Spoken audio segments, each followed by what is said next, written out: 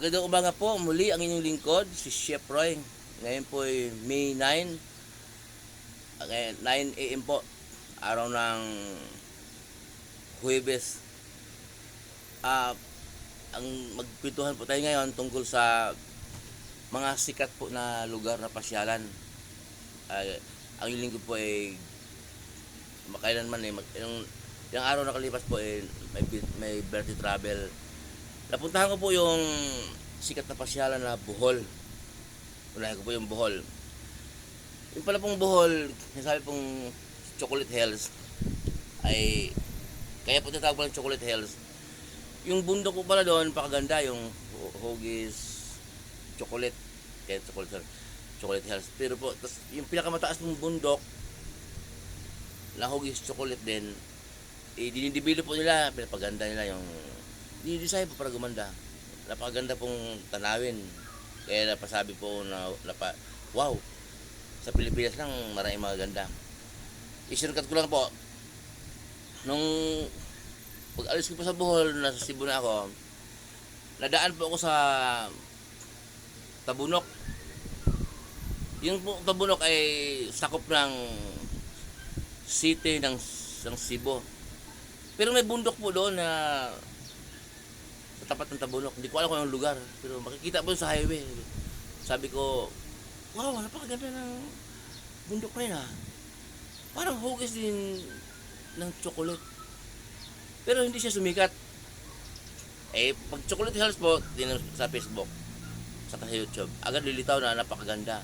Pero yung sasabi ko pong bundok ng Tabunok, Cebu City, hindi man sikat yun eh. Hindi man, wala man sa YouTube, wala man sa Facebook. Pero napakaganda po, parang hawig din sa Chocolate Hills. Tapos po, shortcut po, napunta po ako sa Gawin Norte, sa Tabuilan province ng Cebu.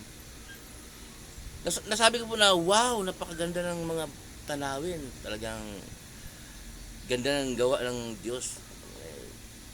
Parang mas maganda pa nga sa Chocolate Hills.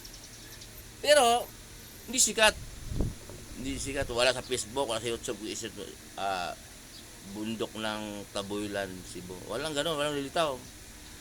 Chocolate Hills talagang sikat. Yung pong Chocolate Hills, bundok na Huggies Chocolate. At yung sasabi ko naman bundok ng tapat ng Tabunok, Talisay, parang hawig din sa Chocolate Hills. Sa Tabuilan, Cebu ay mas maganda pa sa Chocolate Hills. Pareho pong gawa ng Diyos. Hindi man kayang gawin ang lulo natin yan eh. Ang Diyos po ang lumikha. Pero mas sikat po ang Chocolate Hills. Okay? Sikat ang Chocolate Hills. Pero yun po may dahilan si Lord na sisikat yung Chocolate Hills. Para yung nababagay doon na magkaroon ng hanap buhay yung mga tao, maraming trabaho. Yung Chocolate Hills po kasi pasyalan, maraming empleyado. Maraming naging empleyado dahil sa sumikat. Pero wag po tayong, kung tayo mga taga Chocolate Hills ay tayo po magpasalamat sa Diyos po ang pasalamat dahil ang Diyos po ang nagkaloob sa trasinyo na siya ang sisikat sa nabanggit kong mga bundok na pareho namang maganda pero pareho din gawa ng Diyos. Pero ang Diyos pa rin po ang nagkaloob na sisikat yon. Magkaroon ng trabaho yung mga dyan, maraming business, magkaroon ng maraming hotel, maraming restaurant, at magkaroon ng trabaho yung mga tao doon. Yun na sa Diyos po ang pasalamat kasi po kahit na sinong tao na tumulong sa atin, ang Diyos ang nagbigay ng kakayanan para makatulong siya. Paano makatulong sa atin yung taong yun? Kung pilay siya, kung pinanganak na walang paa, walang kamay, kaya ang Diyos po ang nagbigay ng kakayanan at makatulong siya, kaya sa Diyos ang pasalamat. Pero napunta po ako ng Butanding, Oslob. Yung sasakyan ko pong, yung sasakyan ko sa pambot, kung tawagin po pambot, malaking bangka na may katig din, pero may makina. Pambot po huwag malaki. Bangka naman na di motor yung may makina, bangka talaga. Pero malaki pong hugis bangka, pero malaki, pambot ang tawag ko doon sa Bisaya. Ang kami pong mga pasahero ay 10. Tapos ang lifeguard 6, di size kami sakay. Papunta po kami sa Butanding, 500 po per head ang bayad. Tapos kalahating oras na po kayong ilibot para makita yung butanding. Nung una po, wala yung butanding kasi kaming mga bank, nakasayas pambot na 10 pambot, ihiliran muna nila bago nila isyo yung butanding. May nagpapakain kasi sa butanding parang inuuto para lumangoy sa harapan namin ang butanding.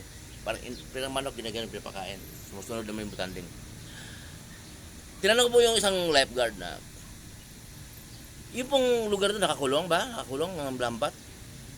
Kasi yung butanding para hindi makaalis. Sabi po niya, hindi pwede kulong, bawal. Hindi kayo pinapayagan ng gobyerno, mayor, gobernador. Hindi pwede kulong yan kasi hindi man amin yung butanding eh. Hindi gaya doon sa mga silayan ba yun, sa Subic na sa kanila yon. Sa kanila yon. Sa kanila yon yung baka galing sa ibang bansa, gano'n. O saan ba na nahuli yun? Sa kanila yun. Yung butanding dito sa kanila. Kaya hindi pwede ikulong. Dumating lang yan. Ganon. Sabi ko, buti hindi lumayo ang butanding, sabi. Kaya hanggang 11 lang, sir, sabi sa akin. Mula alas 6 ng umaga hanggang 11 lang, tapos wala ng butanding, aalis sila. Tinanong ko po yung lifeguard, saan nagpunta yung butanding? Sa pagdating ng 11.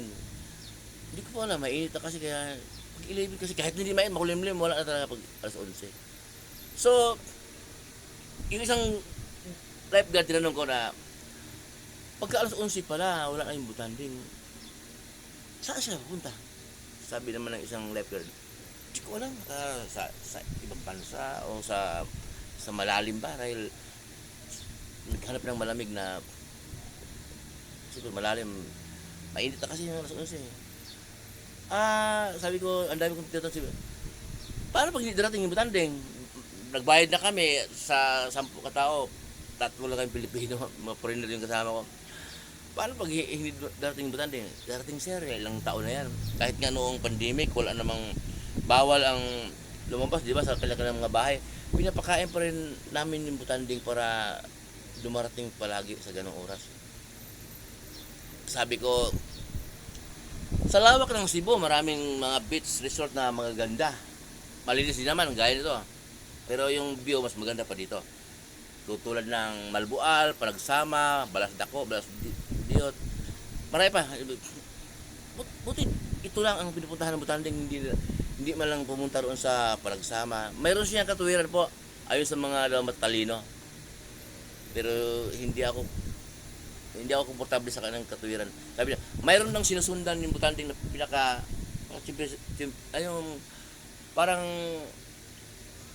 yung ng tubig, mayroon siyang pinapaliwanag na dumarating yung butanding yan dahil nandyan yung kailangan niyang puntahan. Kasi yung isda nga, minsan maraming isda maliliit, dumagsa sa dalampasigan para yung mga tao magkakagulo. Yung isda daw yan, mayroong sinusundan na parang amoy at papagkain, ganun. Kaya yung lugar niyan, dinagsa ng isda na napanood sa YouTube. Sabi ko, hindi rin.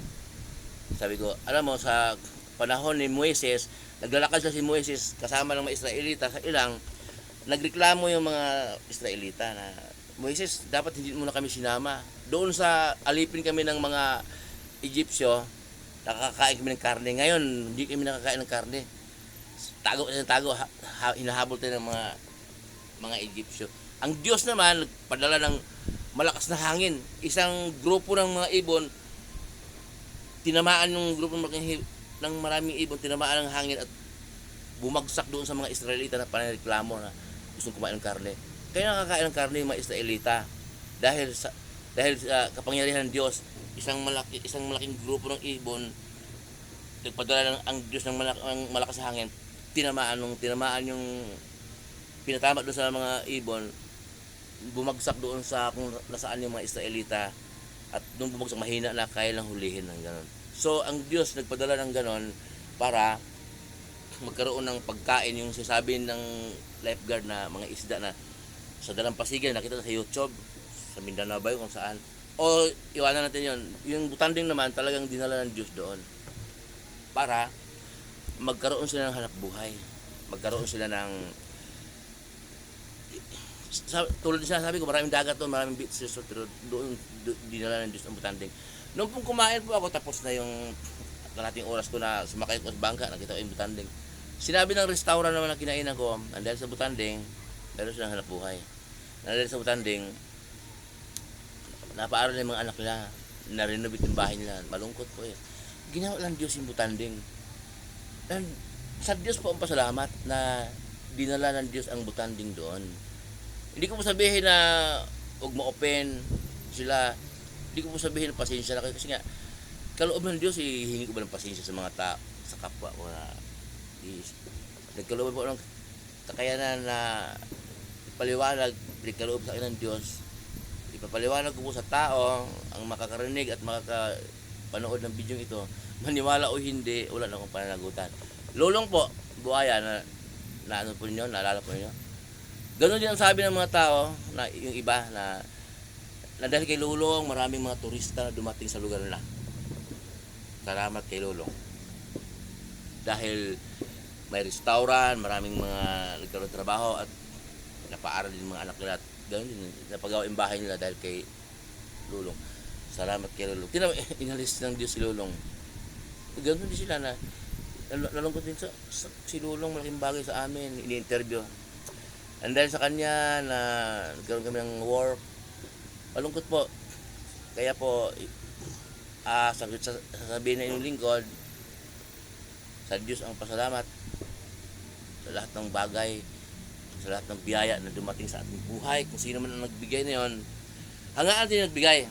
Binigyan ka ng politiko man yun, hangaan. Galing mo, ginamit ka ni Lord para bigyan ako ng pangangailangan ko. Ang Diyos po, makapangyarihan sa lahat. Hindi natin kayang isipin ang kapangyarihan ng Diyos. Ang kaniyang hinirang na si Elias, pinakain ng Diyos. Nagtago doon kasi inahanting siya ni Haring Ahab. Surkating ko lang po. Nagtago doon sa batis ng karet. Pinakain ng Diyos umagat hapon. Ang inutusan ng Diyos na magpakain kay Elias, uwak. Magdala ng pagkain umagat hapon. Uwak ang inutusan ng Diyos. Kaya wala pong imposible sa Diyos. Talaga, yung Butanding, dinala doon ng Diyos para magkaroon ng buhay ang tao. Sa Diyos ang pasalamat. Sa dami naming magagandang bundok, halos lahat magaganda, sikat ang Chocolate Hills. Ang Diyos ang may gawa para sa yung mga tao doon magkaroon ng hanap buhay. Salamat sa Diyos. Yun po ang hindi salamat sa Chocolate Hills. Napakaganda ng lugar. Binabahay ko ang ito dahil marami po akong nakausap at narinig na iba ang kanilang pinapasalamatan. Pinasalamatan yung Butanding, pinasalamatan yung buaya. And then sa kanila daw yun, nagkaroon sila ng hanap buhay. Eh kung alisin ng Diyos yun, kaya kung wala tayong magagawa. Muli po yung lingkod, Chef Roy. Magandang umaga po.